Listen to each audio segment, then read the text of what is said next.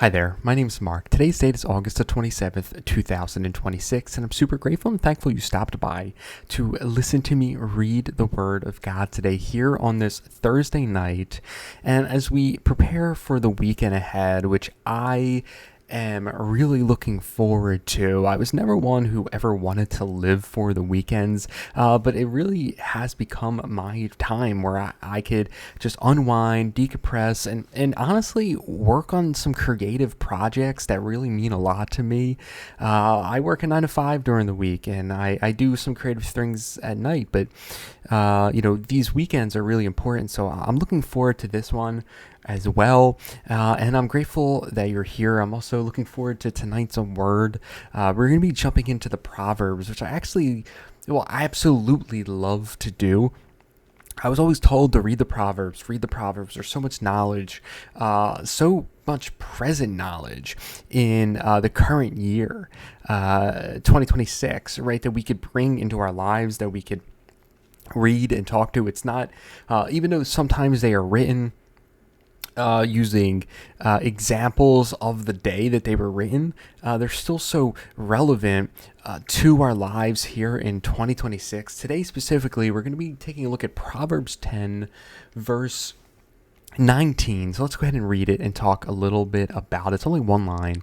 It says, "Sin is not ended by multiplying words, but the prudent hold their tongues."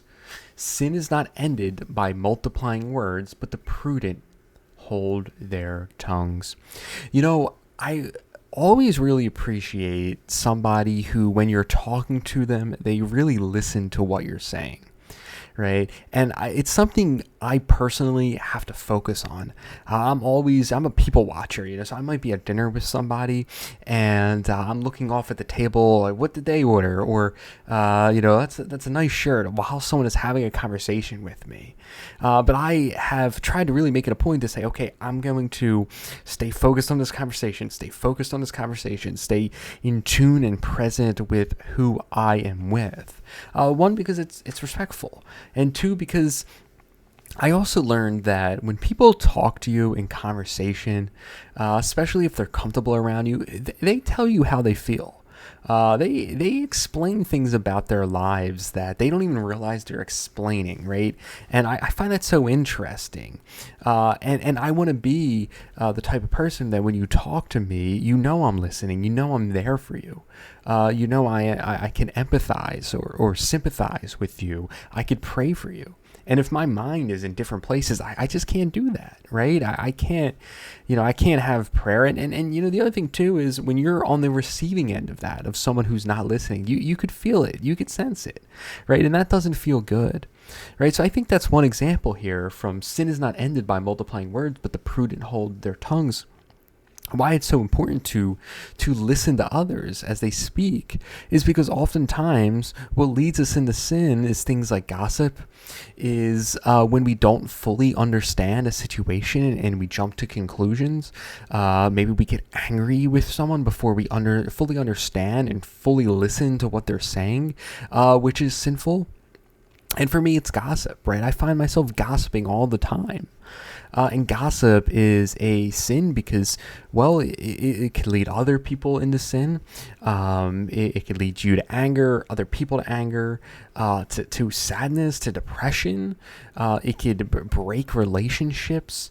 And it's really, it does distance us from God. And I think about it because sometimes I'm like, okay, I'm gossiping. And I'm like, I don't feel close right now. I don't feel like I'm in a relationship with God as I'm sitting here gossiping, right? Because, hey, maybe I'm trying to be prideful in that moment. I'm trying to make myself look better, right? By putting other people down. And that's not what Jesus wants for us in our lives. It's not how he wants us to grow his kingdom. He wants us to build people up. He wants us to be humble, right? He wants us to help others, right? To love our neighbor, right? It's so important, right? So the prudent hold their tongues, right? So also, when you're in conversation with somebody and maybe they say something to you that you don't agree with, right? And I am the type of person in that situation. I'm pretty unconfrontational. I don't like confrontation too much. I like to witness it, and I'm sorry, Lord. I do. I kind of like that, but it's not a good thing that I like that, I'd say. But just being honest, right? But I'm me personally, I'm not a confrontational person. I don't want to bicker with people. I don't want to argue with people, right? It's just not my thing. And I want to actually read just a different translation. We'll jump into the New Living Translation because it's just writes it out a little more cleanly, more plainly, I should say. It says, "Too much talk leads to sin. Be sensible and keep your mouth shut," which is more of a brute force way to put the proverb, "Be sensible and keep your mouth shut," right? Because if not, too much, it'll be too much talking and it'll lead you to sin. And that's what I love about the Proverbs, right? It's how do we get led to wisdom and away from sin, and this idea of sin, right? Spiritually, physically, emotionally, right? And just to be sensible, right? And what does be sensible mean? Right? Not, you might say as a kid, right? Maybe you did something wrong and you say you need to be more sensible, right? And I think it's not just because you have to be perfect, or because it's like one day you're nonsensible and the next day you have sense, right? But I think it's about in every moment really thinking things through, and by listening to others, it allows you to think about things. Oftentimes, instead of thinking about what someone else is saying, we're thinking about how we're going to respond, and that's another problem I run into. It's like, okay, how am I responding to this, or how am I not even thinking, and I'm just saying things in conversation, right? Not giving it a conversation what it deserves, right? The attention it deserves, the clarity that it deserves. So let's say we could actually jump into the King James version too, because it's another example. It says, "In the multitude of words there wanteth not sin, but he that refraineth his lips is wise." Right? So there is that word wise, that wisdom being used, right? And we see it throughout the Proverbs, right? Where wisdom.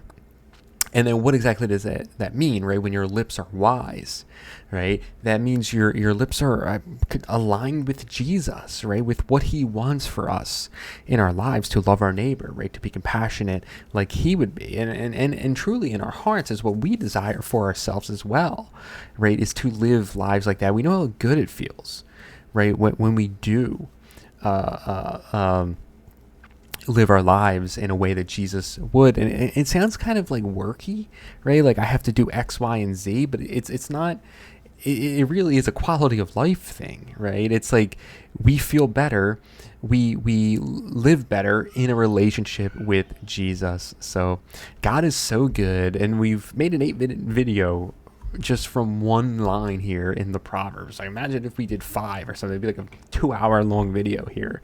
But God is so good. Thank you all so much for watching, and I will see you tomorrow.